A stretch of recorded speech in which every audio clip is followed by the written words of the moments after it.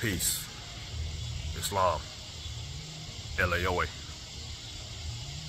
Sheekamauga Alamassee-El. Coming at y'all live. Deep down. Alamassee Arabian country. Deep in Arabia. The so-called city of Phenix City. So-called Alabama. Right across from the city of so-called Columbus. So-called Georgia. Separated by the mighty Chattahoochee. And I told y'all we were going to tap back in when there was a little more daylight, even though it's about to be dark anyway, but a little more daylight. We were going to talk about how the current cities of Columbus, so-called Georgia, and Phenix City, Alabama, really make up the old Creek Meccasukee town of Coweta. And Coweta was considered a city of international diplomacy, all the way from the 1600s, all through the 1700s and the 1800s, you know what I'm saying? And Coweta, again, a lot of European dignitaries, a lot of foreign powers and foreign councils, foreign committees, ambassadors, they would come to Coweta, aka Columbus, Phenix City, and they would do, they would discuss terms of trade terms, economic and military alliances and everything. We would just kind of bang it out in the war room, as dignitaries and ambassadors, emissaries, envoys, they would all come to Coweta, among other places in America, but Coweta was one of those places in the so-called Meccasukee Confederacy, aka Tripoli, aka Libya. You know what I'm saying? This was because these are the Barbary States. You know what I'm saying? So understand, when they say Meccasukee Creek country, so-called Georgia, Alabama, you know what I'm saying? And parts of Mississippi, that's Tripoli. That's really Tripolitania or Libya, you know what I'm saying? In the old Barbary States, you know what I'm saying? But again, that's another blow to the fake abos, the aboriginals and goofies, you know what I'm saying? Black Indians and Pan-Africans and all the clowns. Because again, only the Moors can run international diplomacy. Only an internationally recognized nation like Morocco, you know what I'm saying, a historically internationally recognized nation could have a city of international diplomacy. I ain't never heard of no aboriginal nation, no aboriginal city of international diplomacy. I ain't never heard of no Black Indian city of international diplomacy. Never heard of no Pan-African city of international diplomacy. You know what I'm saying? So this, again, there's more proof that the Moors was running America. This is Morocco. You know what I'm saying? If they literally had so-called Indian towns of international diplomacy, who was running those towns? What internationally recognized state, what internationally recognized entity would be able to run a town of international diplomacy in old America besides the Moors? You know what I'm saying? What the Aboriginals? The Aboriginals is all up in the game now. The Aboriginals be up here claiming living in wigwams and living in teepees, wearing war bonnets like goofies and shit like that. Y'all be online playing flutes and singing tribal dances and doing all type of goofball stuff. You know what I'm saying? Visiting reservations like these are your people. You know what I'm saying? Just looking like straight up goofies. Y'all never talk about this is why you Aboriginals and goofies look so lame. You know what I'm saying? See, only the Moors come up here and we actually claim having navies and fleets. We claim castles, American castles. We claim American mosques. We claim American temples. We claim American brick buildings. You know what I'm saying? We claim to have fleets. We claim American old Moorish cavalry. We claim old American sheriffs, so-called police forces and all of that. We claim all of that. And y'all Aboriginals, show me one Aboriginal Indian police force, old American police force that was in effect. Show me an old Aboriginal Indian sheriff patrol in America. You know what I'm saying? Like, it didn't exist because y'all are kindergarten, Teletubby, Cocoa Melon lames compared to the Moors. Man, y'all had no rights. Y'all were nobody. Y'all were nobodies back then, and y'all are nobodies now. The Moors are the only ones that had jurisdiction. You know what I'm saying? And we're gonna, we're gonna read this marker and just talk about the old. And we're gonna prove that this was the old Moorish town of international diplomacy, and only the Moors could have been running this town. You know what I'm saying? You abos and lames. Y'all had, again, y'all are on a minute kindergarten level. Y'all have no international recognition and no ties and no plugs. So there's no way you can run a town of international diplomacy. That's why these can only be the Barbary States. You know what I'm saying? Only the Moorish Barbary States had that type of pull in the pre-1800s world. Only the Moorish Barbary States had that type of pull. You know what I'm saying? There ain't no such thing as no Indians having I ain't never heard of no international Indian city. You know what I'm saying? No international Indian nation that would have been able to do treaties with so-called Britain, France, or Spain, or any of these countries. Never heard of it, but I have heard of Morocco doing it, and it's documented.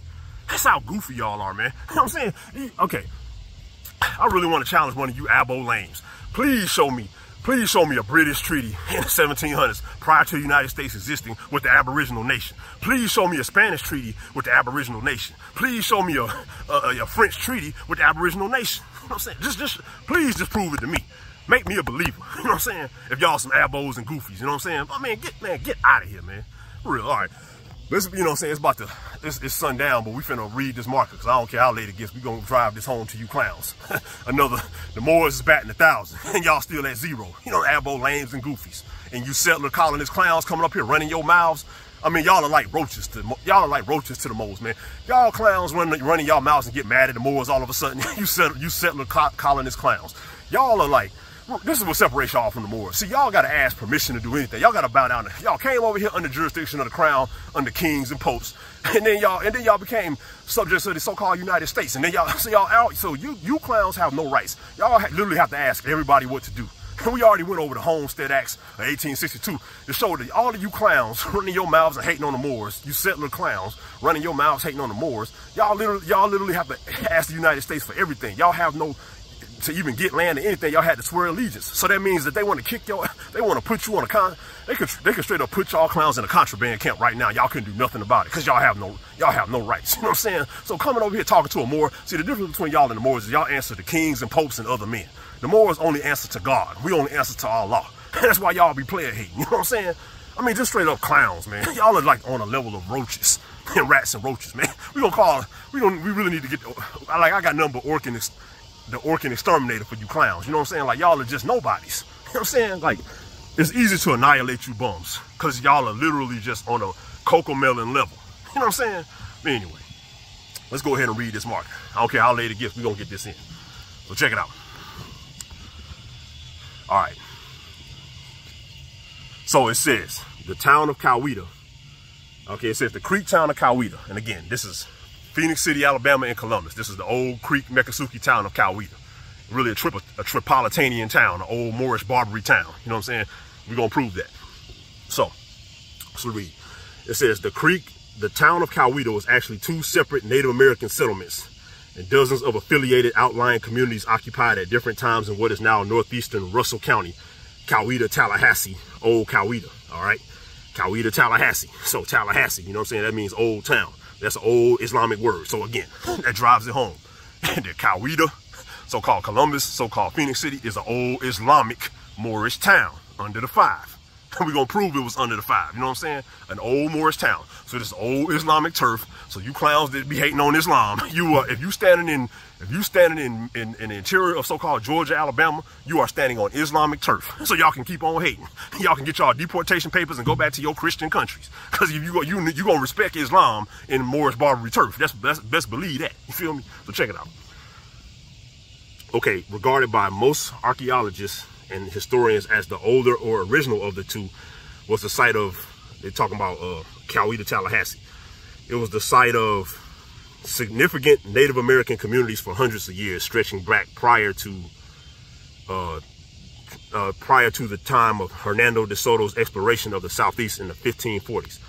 Its residents apparently abandoned, or at least temporarily left it in the late 1600s when local Creeks moved eastward into what is now central Georgia after finding themselves in a crossfire between European colonial military powers. And when they talk about these, this is one thing you got to drive home, because you know these people writing code to make the Europeans seem like they just was big bad Billy badasses and shit like that.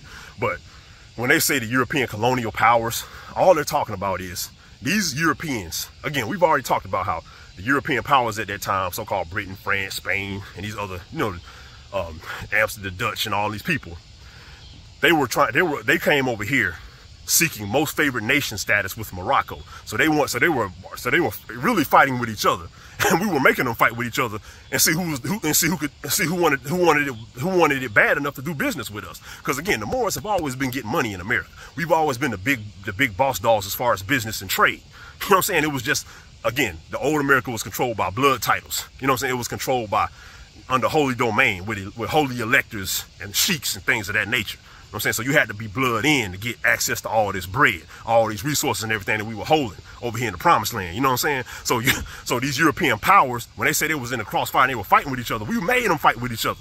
We was like, which one of y'all want it bad enough? Because everybody had to come over here. Because this is where the money always been at. So all these European powers had to come over here and compete. We literally made them come here, holler at us, and compete with each other.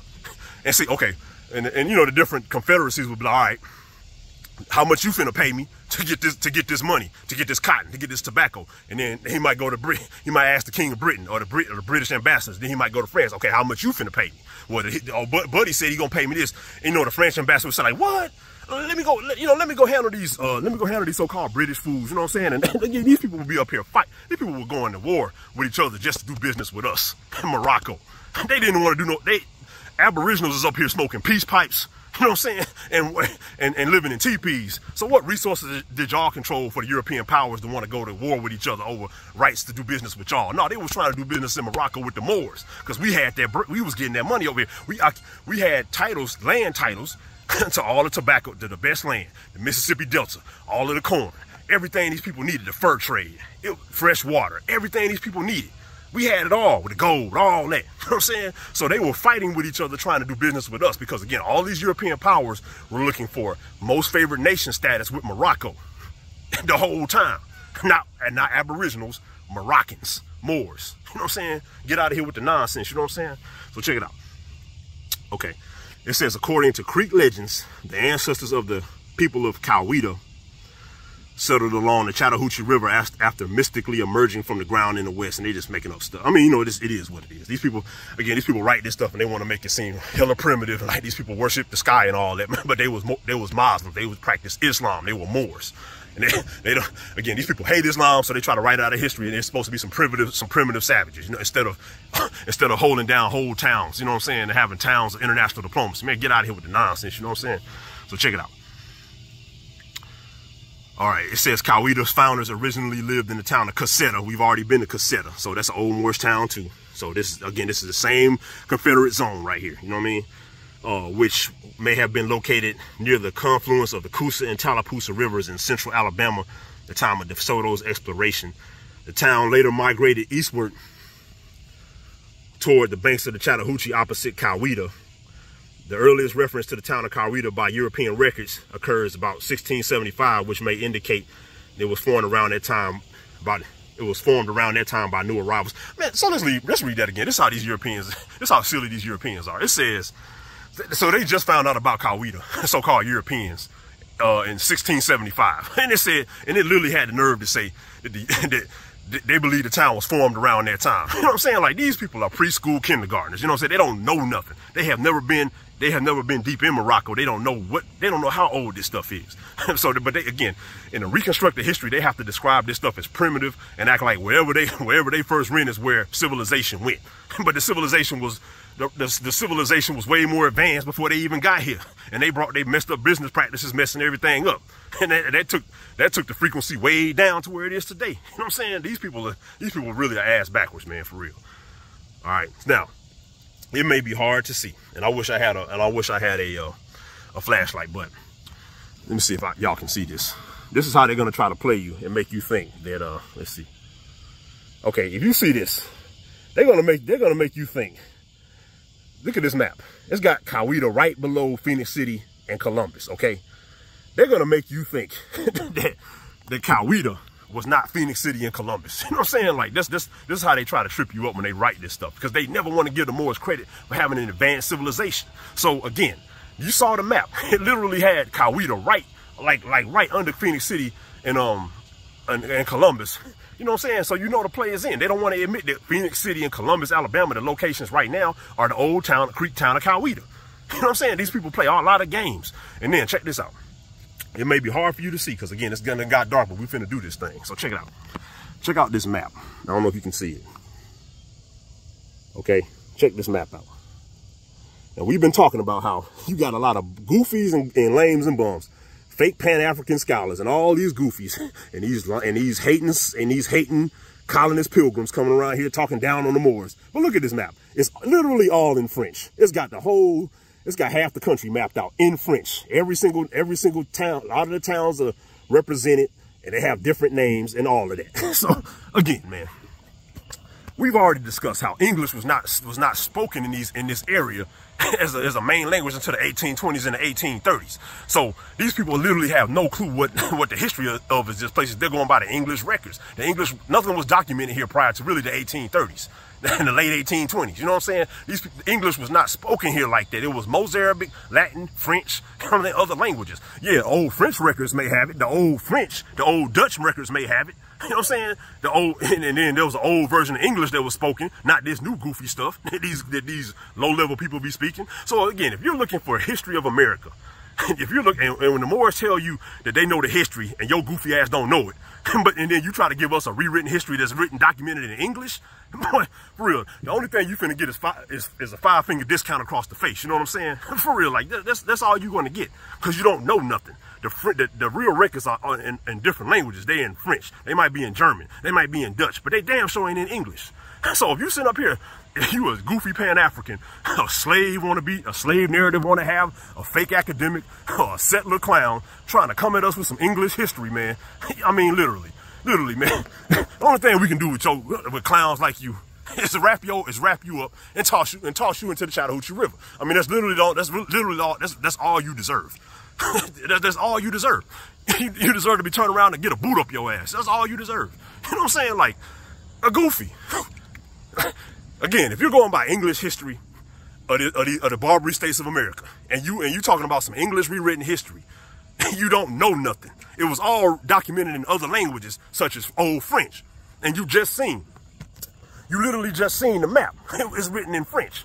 You know what I'm saying? There was no English maps of this place prior to the 1830s. So what makes you think the English language has anything documented here? Get y'all, man, for real, man. All right, let's keep on reading. Let's keep on reading about Coweta.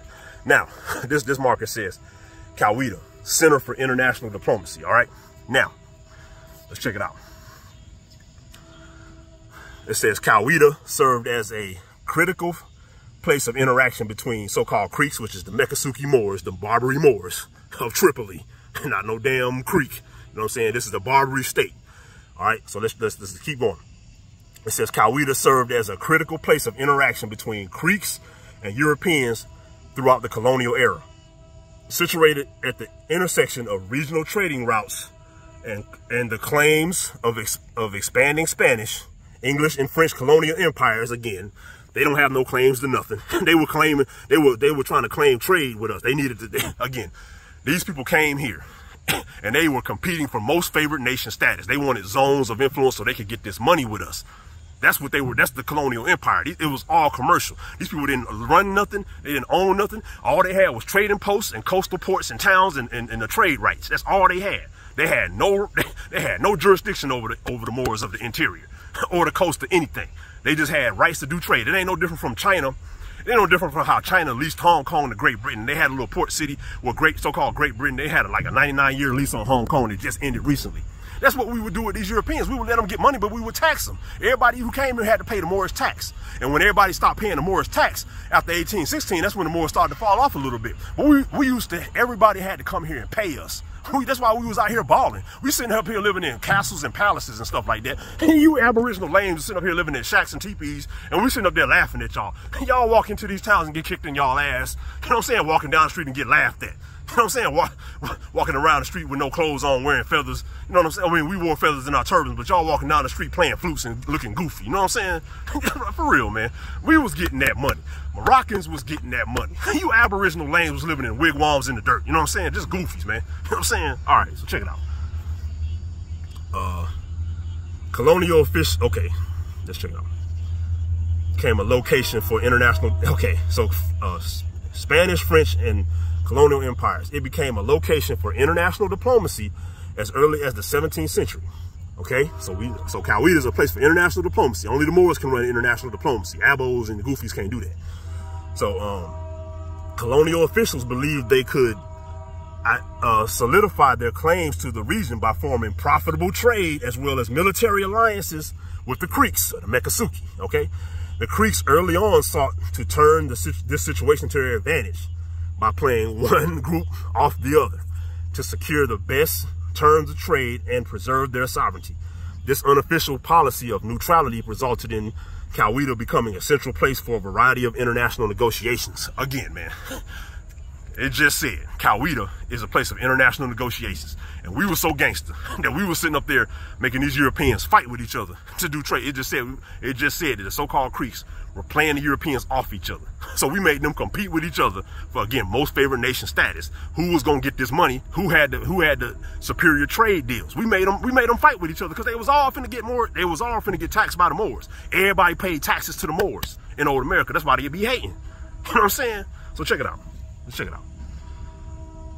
Okay, so owing to Coweta's position of importance among Lower Creek towns, European colonial representatives frequently visited the town throughout the 17th and 18th centuries, 1700s. Perhaps the most celebrated visit by European dignitaries to Coweta took place in the summer of 1739, when James Oglethorpe arrived in the village or the city to obtain blessings from the Creeks to establish the colony of Georgia. Okay, we finna go in on that right there. His visit culminated in the signing of the Treaty of Coweta, by which the Creeks formally ceded land and allied themselves with the British. All right, now check this out.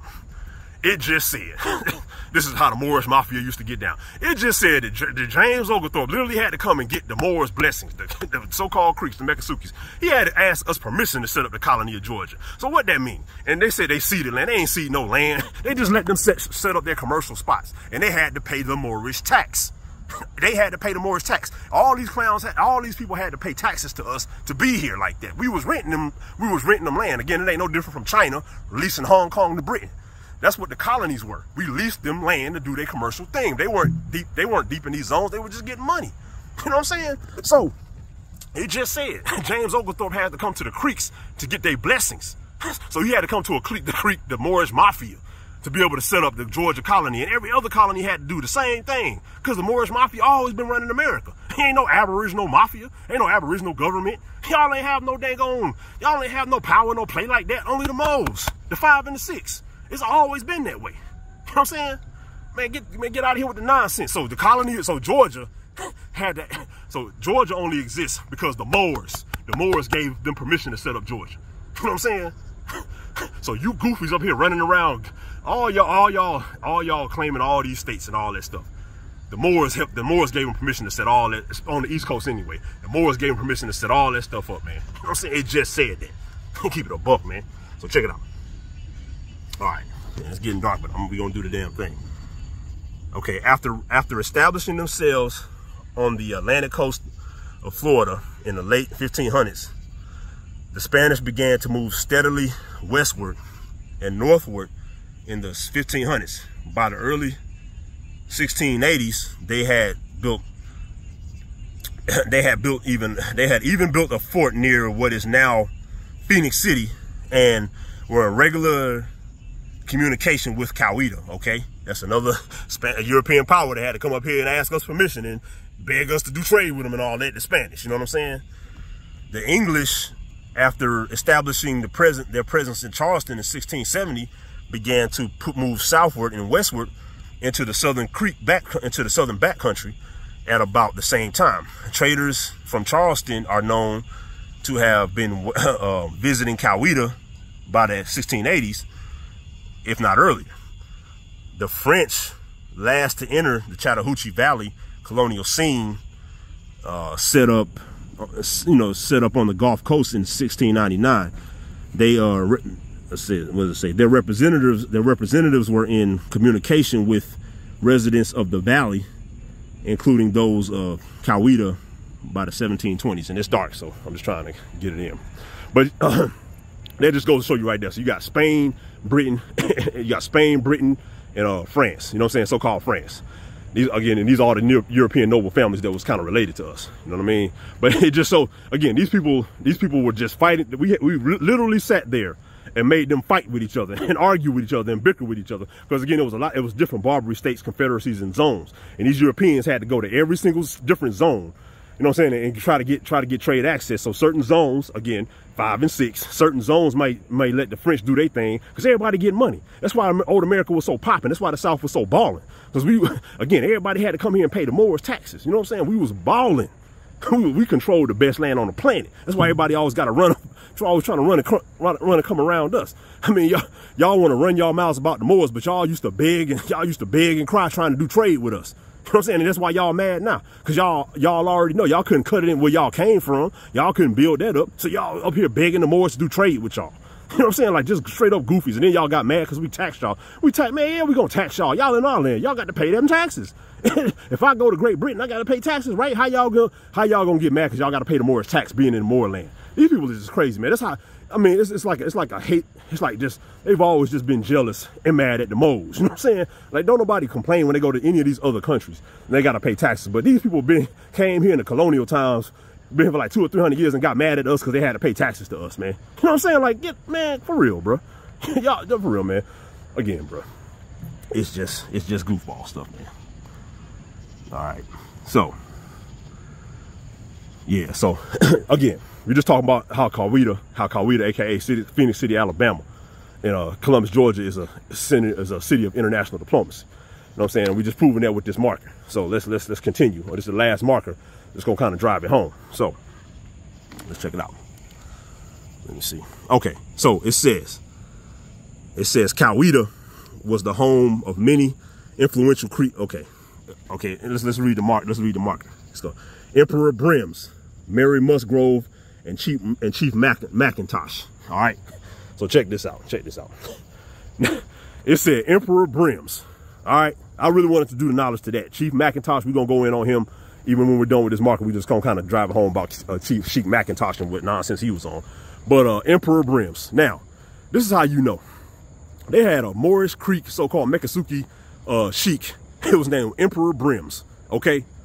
What other people called the Brims? Didn't they have a gang out in LA called the LA Brims, the Brims Bloods and all that? They had an Emperor Brims down here. You know what I'm saying? So this how you know.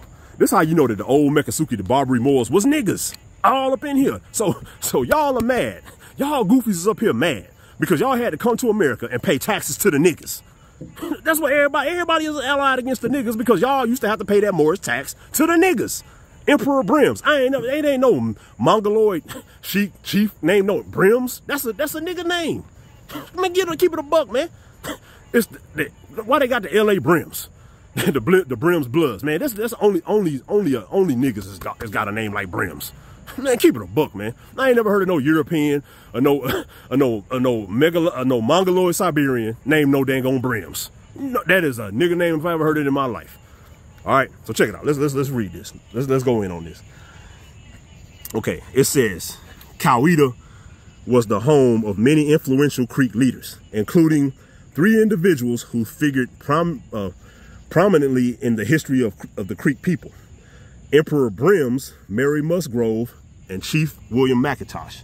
All right. Now, it says Coweta chieftain Brims. Okay, and a chieftain is we already know a chieftain is a mob boss. I know y'all remember when Godfather started. It might have been Godfather 2, man. I've seen him so many times, I get them confused. But when Godfather started, and Vito was a little boy, and he was back in Sicily. His brother had got killed by, they said, a mafia chieftain. You know what I'm saying? And that chieftain was mad, and he was trying to kill Vito because he said he needed to annihilate. He had killed his father, and he had killed Vito's father, and he had killed Vito's brother. So he had to kill Vito. He was trying to kill Vito because he knew Vito was going to seek revenge, which he ultimately did because he got away. But he was a mafia chieftain. So it just said that Brims is a chieftain. It's the same setup, man. The Moorish mafia, the Moorish mob. You know what I'm saying? That was what's running America. When the Moorish mob went away, all these other fools formed they little goofy mafia. The Italian mafia had to come after the Moorish mafia was gone. Just believe that. And the Greek mafia had to come after the Moorish mafia was gone. Believe that. The Mexican mafia, they had to come after the Moorish mafia was gone. Believe that. Because it was not going down. All you clowns from coast to coast in the Barbary States were paying that Moorish tax. Let's just keep it a buck, man. And Emperor Brims gonna show you what it was. You know what I'm saying? Let's check it out. All right. So it said the Coweta chieftain Brims, who led Coweta for a generation and exerted unusual power in the affairs of the Creeks in general. And again, Brims is a straight up nigga. Okay. He exerted unusual powers of the Creeks in general, played a critical role in developing the Creeks' policy of neutrality toward European powers. Brims rose to power sometime around 1700. So we was banging with, so the Brims was banging in the 1700s. This is how far back this culture goes. You know what I'm saying? They was banging it out for real since the 1700s, man. The 5 and the 6 is old in America since 1700. You know what I'm saying? So likely through a combination of heredity and an ability to obtain prized trade goods. So check this out. What did Master P come out with a video called "I Got the Hookup"? Don't you go to the streets and there's always a brother with some type of hookup who can get you what you need? It's always been like that in America. The niggas have always been able to get you what you need in America. You just had to, you had to pay. Back in the day, they mad. You know what I'm saying? Back in the day, they used to have to straight up pay taxes to us to get what they needed in America. You know what I'm saying? Now they ain't got to pay us taxes because, again, after 1816, they had these new treaties where they didn't have to, everybody wasn't subject to the Moorish tax no more. You know what I'm saying? That's, you know what I'm saying? But to me, it's crazy because y'all are sitting up here not wanting to pay the Moorish tax, but you in Moorish lands. You know what I'm saying? Y'all are just some straight up goofies. You know what I'm saying? Like, just disrespectful as hell. But again, I Got the Hookup is an old culture in America. The brothers have always had the hookup. And it just said Emperor Brims had connections on the trade goods. You know what I'm saying? So you always had to go through a mo to get something in America. You know what I'm saying? So check it out. Check it out. All right. Okay. And an ability to obtain prized trade goods. So prominent was Brims that Europeans who mentioned him in their writings referred to him as king, Grand Cacique, or emperor, rather than chief. Emperor. So that's, to me, man, that sounds like some Larry Hoover type stuff, man, some Jeff Ford type stuff right there. You know what I'm saying? Big Meech type stuff. On one point, he even received a military commission from the British, who persistently tried to form an alliance with him. Brims refused such any arrangement, instead formulating the Coweta Resolution of 1718, which effectively established a policy of Creek neutrality towards Europeans. And again, man, again, now that just goes to show that you had a big boss dog nigga named Brims down here in Coweta town, aka Columbus, so-called Georgia. You know what I'm saying? Who was setting up government policies, and they call him the king and the emperor. You know what I'm saying? Like a King David or something like that. We've always been rocking like that. We've always been them holy leaders. You feel me? This has always been. So you had a big, tall brother named Brims running things in Coweta. You know what I'm saying? But he just said, see, he was smart because he's saying he's not choosing nobody. He is literally making the Europeans fight for position. And that's very, very smart. Don't pick no alliances and don't whore yourself out. Keep your options open. That's old military science. So your ancestors had military science back in the day. That's why the colonies and all that, we was getting money for so long with these people, and they couldn't get an inch in America because these brothers had the science. You know what I'm saying? He just knew, he said neutrality with European powers. So he knew how to play the military science to keep everybody fighting for position while he just getting all the money. It's not that deep. You know what I'm saying? Just gangster. So check it out. Check it out. All right, so that was just going in on Brims, and you see, they ain't really, you can kind of see it, but you see he a big tall brother, and they going, you know, they got him written there, but he got, you know, he wrapped in the robe and all that, you know, the Moorish way. He ain't got no turban on, but you know, he probably wore a turban in real life. You know, they gonna rewrite him looking savage and all that, but you know, it is what it is. So, all right, we're gonna talk about Mary Musgrove. All right, so, all right, Mary Musgrove, also known as Kusapana-Kisa. All right, so Mary Musgrove is also known as Kusapana-Kisa. Kusapana-Kisa. You know what I'm saying? Ain't that, so that's straight up Aquanetta. So again, man, these ghetto hood names that they call ghetto and hood, they want to talk down anything Moorish that's taking you back to Islam. These are old Muslim names. The Shaquishas, the Shanis, Lashandas, Kamisas, Tamikas, and all of that. These are old Moorish Islamic Indian names. You know what I'm saying? It said Kusapana-Kisa. You know what I'm saying? And ain't that like some Aquanetta type stuff? That's your heritage. So don't ever get, so if you, only goofies and lames are gonna talk down on so-called ghetto names. Lakeisha, Sanquisha, Juanita, all that, that's old Moorish Barbary names. Don't ever forget that. Stay with your power and quit trying to be some goofies. You know what I'm saying? You know what I'm saying? All you uppity talented bums talking down on so-called ghetto names. Man, for real, y'all need, you don't deserve to be slapped, man. Just slap your damn self. You know what I'm saying? Gun, you know what I'm saying? Pistol whip yourself for talking down on your own damn culture and trying to be European, man. Just pistol whip. You don't need to be pistol whip your damn self. You know what I'm saying? For real, man. All right, so Mary Musgrove, also known as Kusapana-Kisa, straight up hood name, was an influential intermediary between the Creeks and English colonial officials. Born at Coweta to an English trader and a Creek woman around 1700, Musgrove became well-versed in both European and Native American customs. Okay, along with her first and second husbands, she operated trading posts near Savannah for many years. Her third husband, she kind of got around, but it is what it is. Her third husband was a respected English missionary. Well, again, we're going to talk about that in a minute. But her third husband was a respected English missionary. She served as an interpreter and guide for the English during negotiations for the founding of the colony of Georgia. All right. So again, man. So while these goofy settlers and clowns and all these lame Negroes, all these lame so-called blacks and these racist Europeans, all this time they've been sitting up here talking down on so-called hood ghetto names and all that all these years. These clowns. But literally these European settlers had to ask, they had a woman named Coweta who helped them set up the colony of Georgia. So that just goes to show. Y'all are some straight up clowns, hating bums. You know what I'm saying? Y'all are some nobodies. You know what I'm saying? Coweta is one of the reasons why y'all got the state of Georgia. You know what I'm saying? So y'all need to, so when y'all see a Keisha, LaQuisha, or any of these names, understand somebody like Keisha, LaQuisha helped set up the colony of Georgia.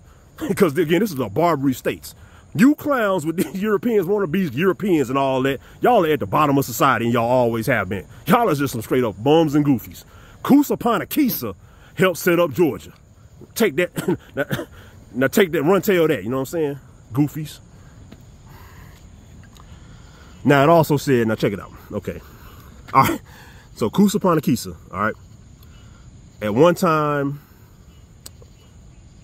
she helped set up the colony of Georgia, eventually became a trusted advisor to colonial officials in dealings with the Creeks on a variety of issues. At one time, Musgrove laid claim to three of Georgia's islands before relinquishing lands shortly before her death. All right, let's do the signs of what we just wrote about. Coweta, straight up hood, straight up sister. Ain't no European or no Mongoloid Indian name, no Coweta. That's a hood name, you know what I'm saying? But check it out.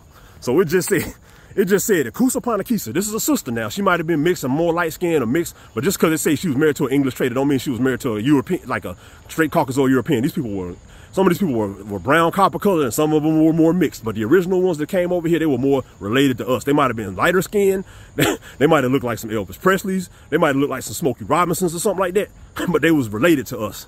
So when they say she married an English tradesman, that don't mean she married a straight up, you know what I'm saying? That means he could have been a little bit more brown skinned. You know what I'm saying? It is what it is. And it could have been more light skinned. You just don't know. But it said that she owned 3 of the Georgia islands. So literally right now, these Georgia islands, the Tybee Islands and all that was owned by sisters, 3 of them was owned by a sister. And it said these people it said that the Moorish people, the Coweta and people like that were instrumental in the early Georgia colony advisories and politics. So who was running the Old South? Who was running Georgia? It wasn't no Becky no lady named Becky running no Georgia. It was Coweta. You know what I'm saying? Come on, man. You know what I'm saying? Like, for real, man. Y'all are gonna be, all of you goofies, haters, abos, Pan-Africans, and hating settlers, y'all are literally about to be sent to the back of the bus in the back of the classroom with dunce hats on your head. Because y'all are literally nobodies and goofies. Coweta set up Georgia, helped set up Georgia.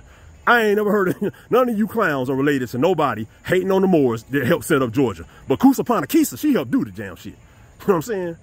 And then it said she had 3 husbands, and she was married to an English missionary. Now, again, stuff like that, because again, we were very matrilineal over here. So you married a woman, because the Moorish women were of high standing in society, and they had a lot of rights. You know what I'm saying? It was still very masculine, the men were leading, but the Moorish women were always noble and held on a high pedestal. So if one of these Europeans came here and married a Moorish woman, he was in. You know what I'm saying? He was in. And a lot of them, you know, the sheiks and all of that, you know, they would have their daughters, you know, do marriages to some of these Europeans. But again, these Europeans might have looked like Smokey Robinson. They didn't necessarily have to look like no dang on, like no Brad Pitt or nothing like that. You know what I'm saying? Like, they probably was looking more like Smokey Robinson to keep it a buck, man. You know what I'm saying? But they were married to these Europeans.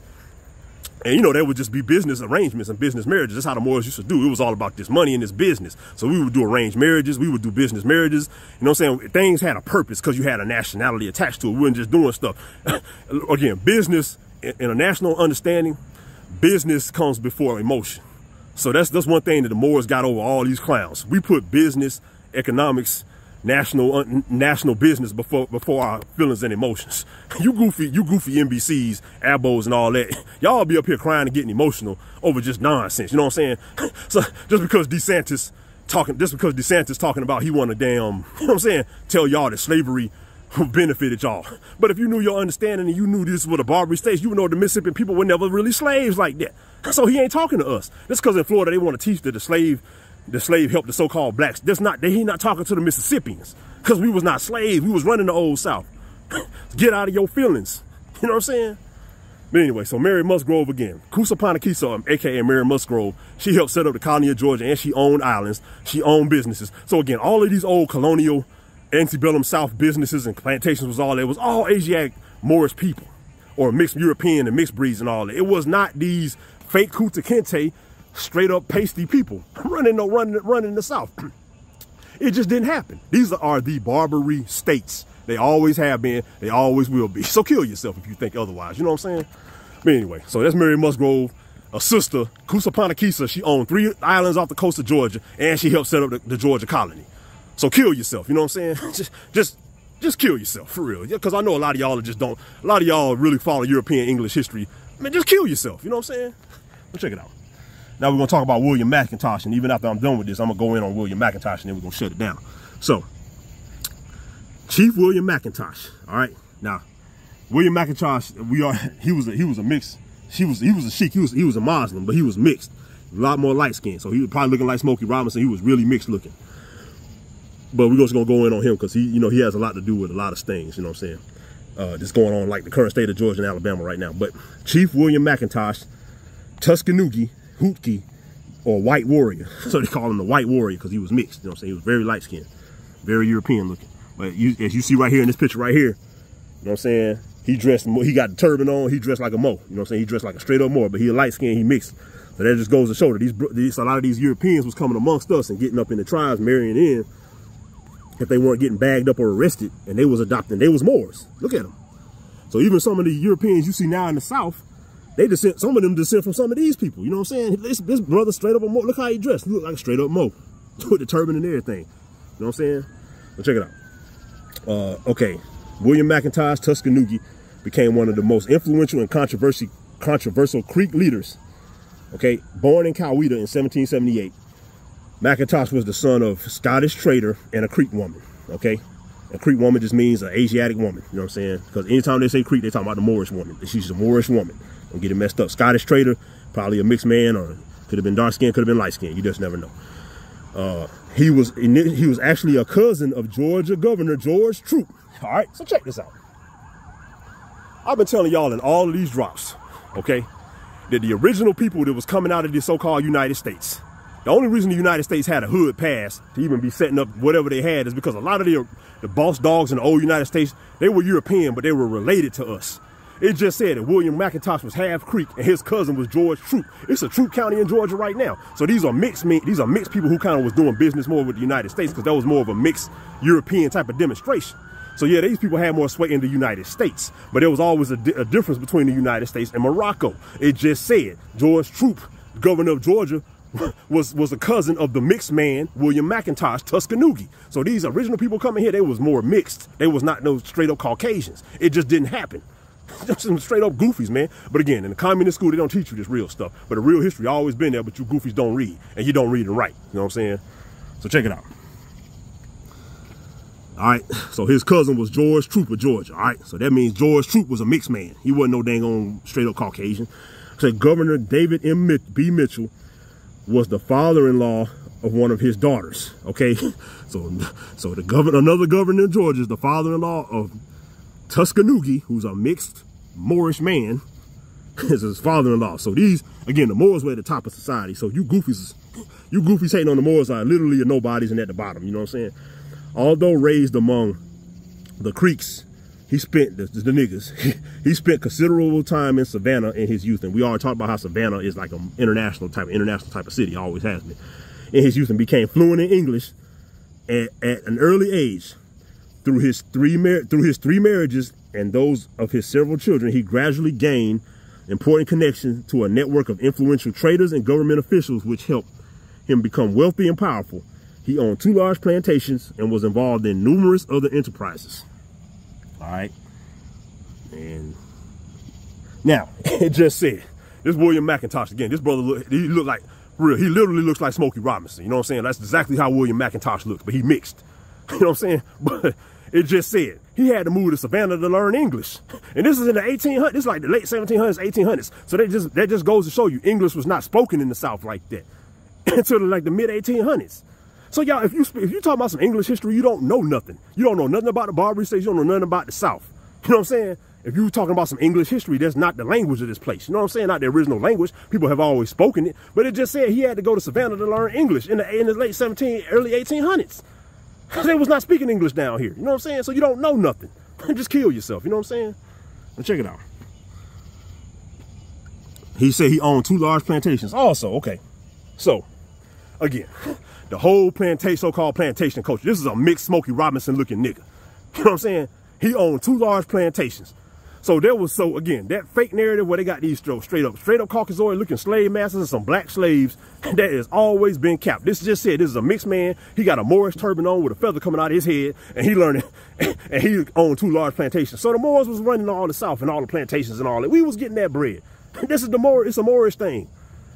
So you goofies up here afraid of the Confederacy, talk about the Confederacy is racist and all this goofy stuff. Man, the Confederacy has always been Moorish. That's why they hate it.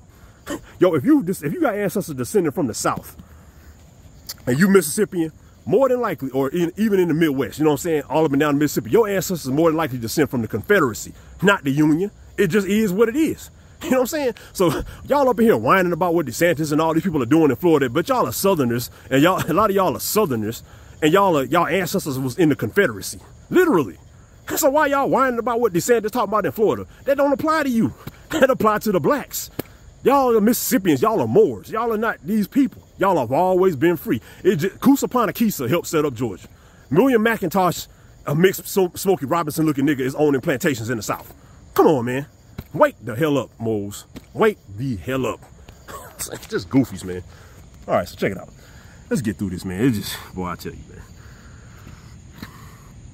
All right, so McIntosh generally supported, it says McIntosh generally supported the efforts of the United States to civilize the Creeks. That means they don't want them to get rid of Islam, because, you know what I'm saying, these United States people are corporate. They don't like Islam like that, you know what I'm saying, keep it a buck, man. But they couldn't do nothing about it but marry into the families and gradually, you know, just kind of, they had to come internally. They couldn't just fight us straight up for that, because Muslims don't play like that.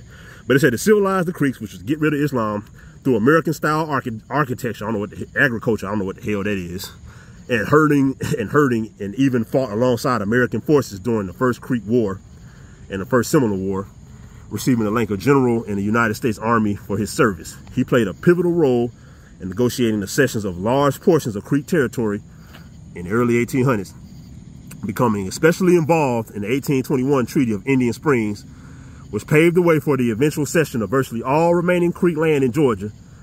Not only this, we're gonna go in, we've been talking about this, but not only was this in direct violation of Creek law at the time, he also received over 1,500 acres of land and 200,000, which is like millions today, for assisting the American government on April 30th, 1825. On April 30th, 1825, a large force of Creek warriors killed McIntosh and another Creek in his home for his actions. All right, so let's do the knowledge for that. Now, first we're gonna talk about how it just said, this is how a lot of these people were getting rich. That's why in the old South, a lot of brothers and sisters was balling. Because again, these people came here to do business with us, and they had to pay us for everything. So even in the so-called fake land cessions, which was not real, because again, it was just extraterritorial rights. These people were trying to act like they was running something, like these mixed breed sheiks and all that. Since the United States had more of an affinity to deal with them because they were more European, these people were acting like they were, in the United States, these people, English-speaking people, couldn't talk to the real ones because they didn't speak the language, and they were probably was going to get slapped up. So they would hold fake backdoor meetings with these mixed breeds and sign these fake treaties ceding fake land. But that's in violation of all the Moroccan Barbary treaties, because there was never no land cession. This is Morocco. All the United States ever had was extraterritorial rights. They don't have no rights to no land cessions or none of that. All that stuff has always been invalid. You know what I'm saying? But it just said, so he got $200,000 and 1,500 acres. So these people were getting, they was getting this money. So a lot of them, even when they was going to all of the fake sellouts was going to so-called Oklahoma. because most of them niggas stayed. That's why, again, that's why all these hoods and stuff still exist. All these old Moorish towns still exist because most people stayed. Ain't nobody go nowhere like that. But the goofies who got their money and left. You know what I'm saying? But this is how they got their money, doing these backdoor deals with these so-called United States and using their political power within Moorish society to sign fake treaties and get money behind backdoor money. But it just said William McIntosh, a Smokey Robinson looking nigga, got killed because we didn't talk about the Moorish blood law. It's illegal. It's punishable by death to seize so-called Moorish land, because Moorish land is under holy domain, under holy covenant. Because again, this is Moab.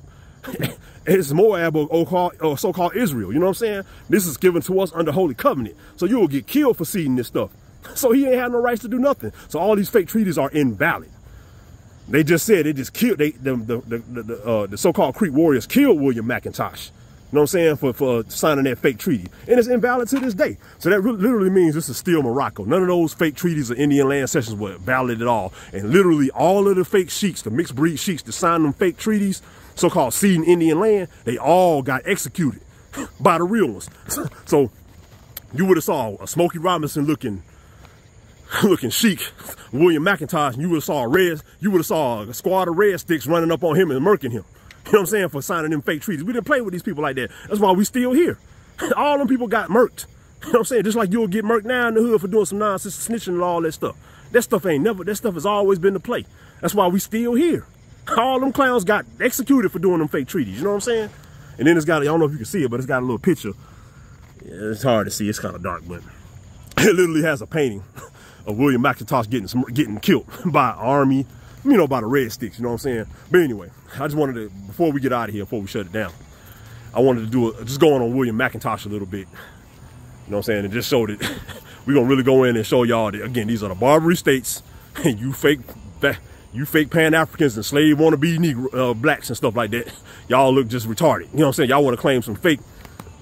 Y'all want to claim y'all was slaves and y'all the slave patrol was going to get y'all and y'all was on plantations and all this garbage. But we're going to just do the story of William McIntosh and just add and just give more ammo and just put more ammo in the magazine about how these are the Barbary States. You know what I'm saying? But check it out. Check it out, man. Check it out. Check me out. Like Nipsey Hussle. Yeah. Hold on. Oh, man. Hold tight, man. We almost up out of here, man. You know what I'm saying? Let's see. Hold tight. Let's see.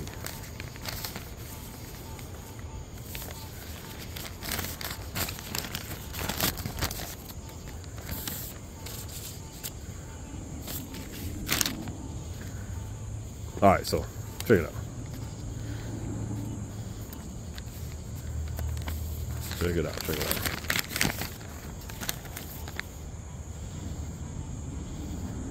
Okay. All right, so we're gonna go in on William McIntosh, even though we just read a short joint on him and just, just drive home more science, and we're gonna shut it down. So William McIntosh, his name was Tustanugi. You know what I'm saying? Again, he was a Smokey Robinson looking mixed so-called mixed sheik. He was a Muslim, but he was mixed with European. So I'm saying, so he was born in Coweta town, which is this town right here, Columbus, Phenix City. So this is where so-called William McIntosh, Tustanugi, this is where he from. Or Tustanugi, that's where he from, you know what I'm saying? Now, it did say, again, this is more death blows to the fake Pan-Africans and fake black slave wannabes, you know what I'm saying? It literally says here, again, there was no United States really jurisdiction here until after 1830, you know what I'm saying? Like 1830 was literally when fake Indian removal happened, and that's invalid as well, you know what I'm saying? But that's when they actually started getting, the settlers and that demonstration actually started to be able to come down here like that, you know what I'm saying? But it said that Tustanugi, he was a commander of a mounted police force. So that just goes to show that these Moors had their own police, like we've been telling y'all, you know what I'm saying? Like the Southern Barbary Moors had their own police. It just said Tustanugi was the commander of a mounted police force in Coweta town. So they had their own police. They had their own sheriff. So we always been rocking. Again, I told y'all there was already districts set up. It was already Muslim provinces and everything around here. Ain't nothing new under the sun. They said they had a mounted police force. They had their own police. I told y'all these are Moorish towns with their own jurisdiction. You know what I'm saying? So what were the slave patrols at? Who were the slavers? These are Moorish towns, but they own police. So where's the slave patrol that was arresting them and rounding up the blacks? Come on, man. Get out of here with that nonsense. You know what I'm saying? All right, so. All right. Okay, he was a large-scale planner. He operated a ferry business across the Chattahoochee. So that sold the Moors own boats. He had them steamboats, and boy, we was doing the thing. We was balling. You know what I'm saying? He was a large-scale planner. He owned 2 plantations. You know what I'm saying? He was born in Coweta. His mother's name was Sonoya, so that's another Moorish name right there.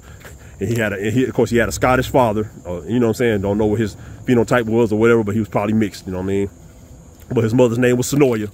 Sonoya. Just like it is a Sonoya, Georgia, but that's a hood name. Sonoya. That's a so-called, they call it a ghetto name, Sonoya. So who was Sonoya? Name me. Who else would have a name like Sonoya? These are the Barbary States, partner. You know what I'm saying? Let's keep it a buck, man.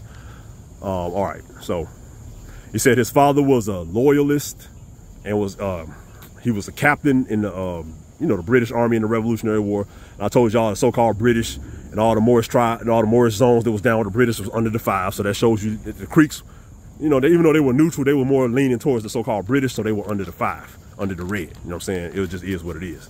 So let's see, Tuscanoogie. And did say his father. See, I told you, these Europeans, man, they've been out here making babies with Moorish women and all that, and then they just take off, you know what I'm saying? So he said his father, after they had the baby, after they had him, his father left and went back to, so he came here and got him a sister, and then he went back to Savannah and married his other wife. They've been doing that type of stuff. And again, a lot of the sheiks would have their daughters get, mess with Europeans. Because again, the early Europeans that came here, they could have been lighter skinned, they could have been Caucasoid, but a lot of them were mixed. So a lot of the, just for business purposes, we always had a lot of women, a lot of Moorish women, a lot of daughters. We had big families, so we would let a lot of our daughters, some of them marry these Europeans just as business agreements and just open up trade, and just to keep these royal families and noble families with these connections going. That's just how it was. It was to keep us on a high level. And a lot of that stuff did end up backfiring later on, but that's just always a part of the culture. You know what I'm saying? Marrying for power and money. You know what I'm saying? It is what it is. So, let's see. And we already talked about how George Troup was his cousin. So his father went back to Savannah after he was born. You know what I mean? So he left his little Moorish mixed baby here, It did say that when McIntosh became a chief, it said that the Europeans and the settlers, they assumed that McIntosh, because he was the one interacting with them, because you already know it was like the red stick niggas, the regular cap. They weren't really dealing with the settlers. Like, they was like, man, get these clowns up out of here. But you would have the more mixed ones that had more of affinities for these people, and they would be doing more. We would probably use them and say, man, y'all go talk to them United States people, man. Y'all are more like them. Y'all go deal with them. We ain't got time. We gonna go deal with the Spanish. We gonna go deal with Turks. We gonna, you know what I'm saying, the Moors, the real Moors, we gonna keep our Islamic thing going with the real ones. You know what I'm saying? Y'all go deal with the United States. So they had people like McIntosh, more ambassadors toward the United States. And it said that a lot of the whites assumed he had authority, but he didn't have no. But that was far from the case. You know what I'm saying? It said like I said, he owned 2 plantations. Creek fathers. It did say that as McIntosh, because he was the Sheik of Coweta, so he was like the mayor of Coweta for a minute. You know what I'm saying? Like the Sheik, the Grand Sheik of Coweta. But it did say that he had a lot of projects. He helped improve a couple of roads. So he helped improve a road from Talladega to Coweta. So that means, again, we've been talking about how we already had roads here. Again, it was mainly the rivers and the railroads and all that, but we had roads. It just said McIntosh, a mixed Moor. He's the Sheik of Coweta, and he helped finance an improved road from Coweta to Talladega. Man, get out of here with that nonsense, man. You know what I'm saying? Like, y'all are just some straight up goofies. I ain't never heard no Aboriginals improving no road. Only the Moors can improve roads, man. You know what I'm saying? Only Moroccans. Show that, man, for real, bro. And then he said he operated an inn, the Indian Springs, for travelers. So we, you know what I'm saying, a hotel. So we all, you know what I'm saying, we always had hotels and all that. That's old American culture. Even like them wild West towns with them saloons and them hotels and all that, man, that's old American culture, man. It's always been like that here. Ain't nothing new under the sun. You know what I'm saying? Now, it did say that, we're just doing some notes on McIntosh. It said that McIntosh was made a brigadier general. This is a mixed man, Smokey Robinson looking brother. He was made a brigadier general of the U.S. Volunteers by Andrew Jackson after the first Creek Wars. So who was running the old American army? You know what I'm saying? Who was the high big boss dogs? They might not have been full bloods, but a lot of them were really, really mixed, like clearly mixed. Like if you saw them, you would be like, oh, that's a mixed. That's a mixed dude. You know what I'm saying? Like he half and half. You feel me? Looking like a Nate Griffin. You know what I'm saying? Like Nate Griffin looking cats. You know what I'm saying? These are the old. You know what I mean? The boss dogs in the old United States. You know what I'm saying? Let's see. All right. So it did say, okay, this is how I've been telling y'all that the settlers are just getting here. It said after the War of 1812, around 1816. A lot more settlers were leaving the coastal areas and moving and gradually moving inward. So that, again, that just goes to show that these settlers run up here running their mouths, mad at the Moors, talking this trash, his colonists and all this, all online running their mouths about the Moors. Y'all just came off the coast. Y'all were just allowed to slowly come off the coast by the Barbary Moors after the War of 1812. Y'all had no rights. Y'all had no rights and no passes in old America. Y'all couldn't go nowhere. And again, if you were trying to talk about something from an English perspective, you don't know nothing. If you don't know old French, old Dutch, old Mozambique, old Latin, any of these languages, you don't know nothing. And if you don't read or study anybody who knows these languages, you don't know nothing. You know what I'm saying? So kill yourself. You know what I'm saying? Y'all just coming off the coast after the war, after 1816. You know what I'm saying? Y'all were on the coast. Y'all was not in the interior, so y'all don't know nothing. You know what I'm saying? Kill yourself. You know what I'm saying? All right. Let's see. And he fought in the Creek Wars, and he was, he was with the United States or whatever. And I ain't knocking these people, you know what I'm saying? I'm more of a red stick, more of a traditionalist, but some of these people wanted to get money with the United States and all that. And of course, they all end up paying for it because they all got did dirty. They all got played. But some people they just took sides, man. It's 5 and 6. You take your side, you know what I'm saying? It said, William McIntosh, they call him the White Warrior. All right, so let's keep moving. Of course, he's the White Warrior because, he light skinned. So, they call him the White Warrior. Let's see. Let's see. Okay. Now, it did say that. Now, we're going to get to the part where McIntosh, we're just doing the knowledge on him, but we already talked about this, but we're gonna get to the part where he signed that fake Treaty of Indian Springs in 1825, which so-called ceded all the Creek lands, but the treaty was invalid because he didn't have no sway or no political power within the so-called Creek Meccasukee nation, the Barbary state of Tripoli, to make those arrangements. He was just trying to get bread on his own self because the Europeans were having more of an affinity to a light-skinned brother like him. You know what I'm saying? So he was trying to act like he was speaking on everybody's behalf, but he got his head split for it. You know what I'm saying? At the end of the day. So it said that McIntosh and 8 chiefs of mixed breed heritage, they signed the Treaty of Indian Springs, ceding Georgia land up all the way up to the Chattahoochee River in 1825. Okay. Now it said that, okay. Now, at the time that he signed that treaty, his cousin, again, I told you these people are all related. His cousin George Troup, another mixed man, and it's a Troup County in Georgia right now. His cousin George Troup, he promised to protect McIntosh, but he said he put pressure right after that treaty in 1825. He put pressure on McIntosh to start surveying land, because they was about to do a Georgia land lottery. And you know what I'm saying? They was trying to give our land away to these settlers and all that. Again, all that stuff is invalid, but you can already tell the play. This is what they do. They was making these people sign these fake treaties under these new English fake names. So they probably, since McIntosh, this, you know what I'm saying, because they using English against us. So the real name for the creek is the Meccasukee, or you know what I'm saying, or Tripoli, or any of these old Hitichi, you know what I'm saying, all these old Yuchi, Hitichi, you know what I'm saying, all these old names. But let's see. Okay, so Hitichi, Yuchi, all these names, right? So when they started coming up with this Creek nonsense and all these new English names, they would draw up these fake treaties in English, which is not the language that any of these people spoke like that. You know what I'm saying? And so they under these treaties, they were making people start identify themselves as Creeks and all of that. But a lot of the larger population, it was like, man, ain't no such thing as no damn Creek. We Meccasukees, Itichis, you know what I'm saying? We the real. So they would sign these treaties and act like they were law, but they would start, the English speakers would say, oh, we Creeks. So the United States would say, well, since y'all Creeks and y'all signed this treaty, y'all got to go west and y'all got to give y'all land up. So a lot of people fell for that nonsense because they were English speakers. But the ones who kept the original names, none of these treaties are valid because they're not written in none of these languages and they don't have the real names. So that's why words are important and national names are important, because they literally got McIntosh to sign the treaty as a Creek. But if you identify as a Creek, then that means these treaties are valid and you have no rights. But if you identify as a Moor or Moroccan or Itichi or any of these old language or any of these old real Muslim words, none of this nonsense is valid. So that's where the play comes in. So check it out.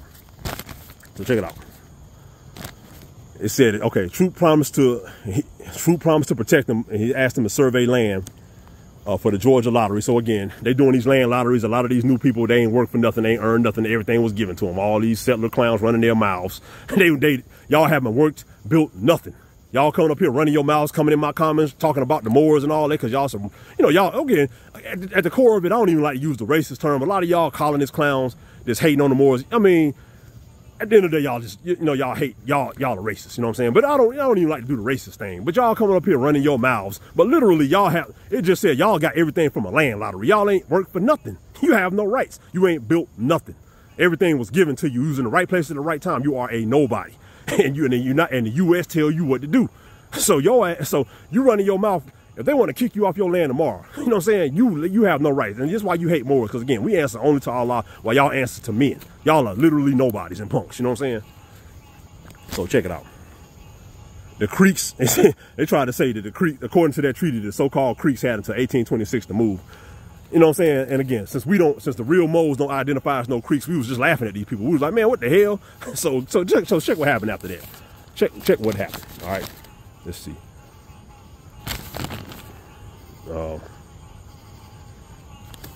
Okay. All right, so they said after he signed that fake treaty, and then I'm gonna do one story about some enslaved Africans, and we're gonna shut it down. So after he signed that fake treaty, the so-called Creeks, which was the Meccasukee, the real Moors, they actually put out a hit on him. They said they issued a kill order on McIntosh. I told you it was the old Moorish Mafia in the South. We didn't play like that. You know what I'm saying? So this fool done went by an English fake name and signed a fake treaty. Now the United States coming around trying to enforce it. And we just like, man, y'all better get out of here with that fake nonsense. So what they did was, they had a police force called the Lawmenders, the so-called Creeks, the Meccasukees. They had the Lawmenders. And let me tell you something. I've been telling y'all how the so-called KKK, the Night Riders and all these people in these hats, they come out at night and burn your stuff down. That's old. That's how the Moors used to get down in the South. You know what I'm saying? They took that completely from the Moors. You know what I'm saying? So that KKK stuff, that's how the Moors used to roll. So they had this force called the Lawmenders. And let me show you let's talk about what they did to William McIntosh. And then you can imagine some Moorish knight, some Moorish riders coming under sundown on horses and tearing your ass up. You know what I'm saying? That's how it used to go down in the South, for real. So it said the Moorish Lawmenders, they put up, they issued a hit, they issued an execution order on McIntosh after they found out what he did. So it said there was a red stick chief named Minowa, who he ain't like McIntosh. He said he ain't like McIntosh no way, because McIntosh took the United States side in the Red Stick War. You know what I'm saying? So the so-called Grand Council or the Meccasukee, they said they told Minowa to take a force to go kill McIntosh. So they said Minowa rounded up 150 Red Stick warriors. You know what I'm saying? They called the Lawmenders, the Moorish police. He rounded up 150 Moors. And they ran up to McIntosh's plantation in the middle of the night and burned the whole house down. They burned his mansion down, and they pulled him out of the burning fire and like stabbed him up and shot him like 51 times. Man, they destroyed that man. And they said they said 8 mixed breed chiefs signed that order. They said they killed 6 of them. 2 of them got away. You know what I'm saying? So again, the old Moorish Mafia did not play. You know what I'm saying? So while y'all want to be some fake slaves and all that, the Moors will claim the mob. You know what I'm saying? The mob ties for real. This the 5 and the 6. You know what I'm saying? This is how the Moors got down.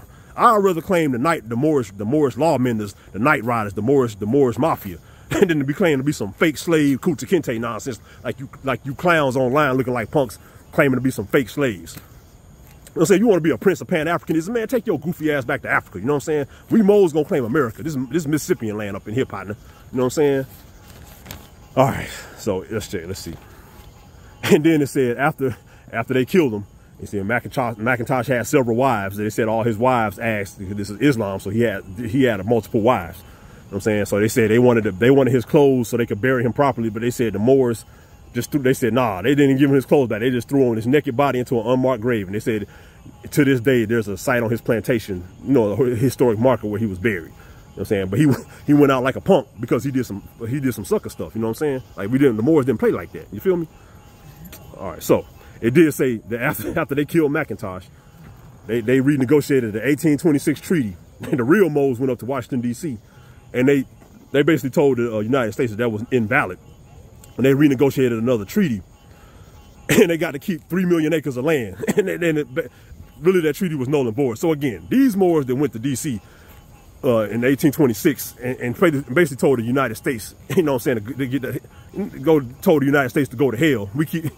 Because these are the Moors that knew the real names. So they went up there probably with these Latin names and these Hitichi and these Mozarabic names and all that. You know what I'm saying? So they went up there with those names. And the United States had to be like, well, yeah, y'all keep y'all land. We try to do some fake treaties with the Creeks, but the Creeks don't even exist. You know what I'm saying? So that's, again, that's having a free national name and knowing who the hell you are. It makes all the difference in the world. And then they had, you know, after that, they had the fake Indian Removal Act in 1830. But all that stuff is really invalid. These are all acts of Congress. These have nothing to do with the Barbary treaties. The only thing that's really in effect is the treaties of peace and friendship and all of the individual Barbary treaties. Those are the only treaties that is in effect if you know who you are and stay on your square. But if you're going to buy all these fake English European names, I guess all the nonsense is valid for your goofy self, for your goofy ass. You know what I'm saying? All right, anyway. All right, one more thing I want to tap in on before we shut it down. This is an interesting story about William McIntosh while he was a sheik. You know what I'm saying? And again, we're going to shut down this fake slave narrative. You know what I'm saying? Let's see. You know what I'm saying? We get it in under night. You know, people walk by and they look at you like you're crazy, but it don't matter, man. This is our last time. You know what I'm saying? Let's see. Where is this damn thing? You know what I'm saying?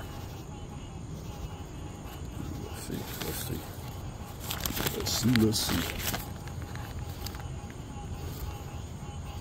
All right, so real quick, he talked about how they had a case in 1820 about some African importation, and we're gonna do the knowledge on who these African slaves are. You know what I'm saying? So it said that David Mitchell, who was the old Georgia governor, he was the father-in-law of some of he was like father-in-law of one of McIntosh's daughters and stuff like that. You know what I'm saying? So again, all these people who were the old boss dogs in the new United States and all that in the colonies, they was all related to us. You know what I'm saying? We was all family. You know what I'm saying? We got taken over by some other people later on. You know what I'm saying? But let's see.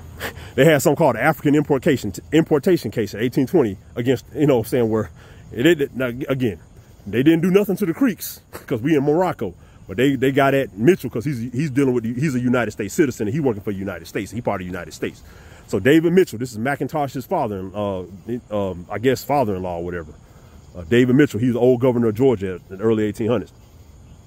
They said they allegedly had some illegal African slaves held at the Creek Agency that was finna be for sale in Mississippi Territory. Now, Mississippi Territory ain't nothing but Tripoli, old Barbary State. The Europeans just used to call it so-called Mississippi Territory. But that's Alabama, Mississippi, Georgia. The old name for it was Mississippi Territory, but they want to call it an English name, but it's the old Barbary State. You know what I'm saying? It's Meccasukee, it's Tripoli, you know, it's Libya, whatever. You know what I'm saying? That's really what it was. It's an old Barbary State, part of Morocco. You know what I'm saying? So they said allegedly they held some Africans. You know what I'm saying? And then they said they had a law in 1808 in the United States that ended the African slave trade, allegedly. You know what I'm saying? So what happened was you had this Commodore, this privateer named Commodore Ari. Now this sounds like a Moor. This don't even sound like a European. His name was Commodore Ari. And remember, we did have some so-called African Christian people in bondage in the South because again, we were fighting wars with these people worldwide. Especially we did the invasion of North Africa to shut them Congolese Africans down who was working with the Spanish and all that. So yeah, we took a lot of POWs. So there were some African Christian POWs in the South and stuff like that. And we were still fighting wars with these people to keep our waters free of these people. It was real. It was the Crusades. You know what I'm saying? So yeah, we did have some of these people in the South, but it was not like in large numbers like they like to make it seem. You know what I'm saying? But yeah, if you got caught by the Moors, oh yeah, you was going down. You was going in bondage. We didn't play with these people. You know what I'm saying? You was out of bounds. No matter what your color was, you was going down. You know what I'm saying? So it said that there was a privateer named Commodore Ari who took some Africans from a so-called Spanish ship who was bound for Cuba in 1820, and he took them as a prize. So he was sounding like he was a Barbary pirate, and he took the so-called Africans, like 90-some Africans, as a prize to Amelia Island off of Florida. You know that's a Barbary pirate, man. Let's keep it a buck, man. Straight up Mo, taking some Christian slaves, taking some Christian captives, man. Let's just keep it a buck. And then. Okay, so he brought them to he brought them to the coast, and they were bought by some man named William Bowen, and they were sent to the so-called Creek Nation in 2 batches, and they were held at the so-called Indian Agency in so-called Creek territory, and they said it was outside. This was 1820. They said that was outside of the U.S. territory jurisdiction. So that shows you that this was a so-called this Coweta town, Columbus, Georgia, Phenix City, and all that was a foreign country to the United States back then. And they got African POWs here. But the Mississippian people, again, this was Islam. So yeah, a lot of these people, certain so-called people from the mother continent of Africa, we were cool with because they was Muslims, but the sub-Saharan people who was Christians and they was down with the Catholics and all that. It was free. It was on site with them. You know what I'm saying? Like if we caught them, they was coming down here and they was getting put to hard labor. It was just is what it is because they was fighting against us. It is what it is. You know what I'm saying? So yeah, so they was on plantations of hard labor in the South. It was the Crusades. It was the Christians against the Muslims. It is what it is. The new school Christians, not the old school Christians, but the new school Christians under this new Pope Dome the Versus nonsense. That was who we was scrapping against, and we was busting their heads in America and all around the coast in North Africa and everything. If you was trying to go with that dumb the versus Pope nonsense, you was getting your head split by the moles. It is what it is. That's why they hate us now. You know what I'm saying? But okay, so it said Mitchell got in trouble for it because they said that the Creeks allegedly had him watching over the so-called enslaved African Christians. So that again, Mitchell was related to the Moors. He was a mixed man, but he was related to the Moors, so he was kind of sympathetic. You know what I'm saying? He was like, well, my family, yeah, they enslaving African Christians down south, but that's my family. So yeah, I'm gonna help them with them, you know what I'm saying? Do what they gotta do. They're my people, you know what I'm saying? But they said he got in trouble by the United States because some of the other United States people found out that he was keeping, you know what I'm saying? He was helping the Moors down south, you know, keep these Africans. So he got tried in court. And check out the name of the case. Check out the name of the case. He was tried in Admiralty Court, and the name of the case was Miguel de Castro, okay, versus 95 African Negroes, okay? It said the name of it was an Admiralty case. It was tried in Admiralty Court, and it was called Miguel de Castro versus 95 African Negroes. Now they made a distinction to say African Negroes, not just Negroes.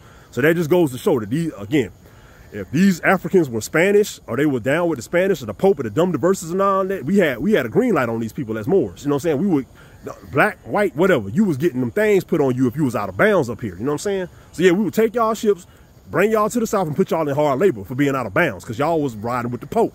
It is what it is. It was the Crusades, and it still is to a degree. But it said it was a man named Miguel de Castro. So he was a day. You know what I'm saying? Because they're going to give you an English name, but his name was Miguel. Man, I got family members named Miguel. You know what I'm saying? Like, keep it a buck, man. You know what I'm saying? And they Moorish just like me. They just Mississippian just like me, but then they named Miguel de Castro. So that means it was a day that was down here, and he was being tried in court. Mitchell was being tried in court, and you know what I'm saying, against 95 African Negroes. You know what I'm saying? So these people, again, this was Islam. So the Mississippian people, there was always a distinction. So when they're talking about the so-called black slaves, these were people from other places. They were not the Mississippian people. They never were. So when y'all hear these DeSantis and these people running their mouths about y'all got benefited from slavery, bro, it never happened to y'all. The Mississippian people have listen, look, let me drive this home before I shut it down. The Mississippian people have always been free in this land. 85 to 95%. We've always been walking around the same, strapped with guns, running things, having businesses in our neighborhoods, all that, because this is Morocco, this is our land. If they're talking about slavery and bondage and all of that, that was not the Mississippian people by and large. It never was. This our land. Maybe if you went somewhere else, you might got enslaved. Yeah, you go to another country, but you was never a slave in your own land because you was under Moroccan Muslim jurisdiction. But when you started being European, yeah, you got your communities invaded. You got economically marginalized and blacklisted. You started going under these English names and you lost everything. Go back to Morocco and quit worrying about what about all these other nations and foreign nationalities got to say, because at the end of the day, they have always been coming here in large numbers to help assist with the occupation. Because we have always been the only people that never bowed down to no dumb diverses, no kings, no nothing. So we've always been a problem to these clowns. But anyway, man, just tapping in live from the city of Coweta, international diplomacy, old Moorish town, you know what I'm saying? Abos, lanes, black Indians, the fake hating settlers, and all you clowns was not running those cities of international diplomacy. So get it in your brain. This Morocco, Libya, Tripoli, you know what I'm saying? All that. Sheekamauga Alamassee-El, tapping in live from Arabia. I'll tap back in with y'all later. Peace.